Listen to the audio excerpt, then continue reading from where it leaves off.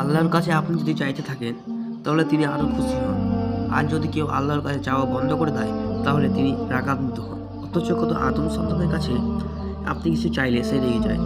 তাই প্রিয় ভাই ও বোন, চলুন আমরা আল্লাহর কাছে চাইতে শিখি। মহান রব্বুল আলামিন আমাদের সকলের সমস্ত আশা পূর্ণ করুক। মহান রব্বুল আলামিন বলেন, যে বান্দা আমার কাছে চাইবে সে লাভবান হবে, এবং যে চাওয়া বন্ধ করে দেবে তার পরিণাম হবে জাহান্নাম। কারণ মানুষ মাত্রই ভুল। তাই চলুন আমরা আমাদের ভুলগুলো থেকে কিছু শিখি। আল্লাহ সুবহানাহু ওয়া তাআলা বলেন, যদি কেউ সাগরে ফেনার সমান পাপ করেও থাকে, যদি সে মহান রব্বুল আলামিন আল্লাহর কাছে মাপ চেয়ে থাকে, তাহলে তার সমস্ত গুনাহ মাফ করে দেওয়া হবে। তাহলে কেন আমরা বসে আছি? চলুন আল্লাহর কাছে আমরা মাপ চাই, ক্ষমা চাই।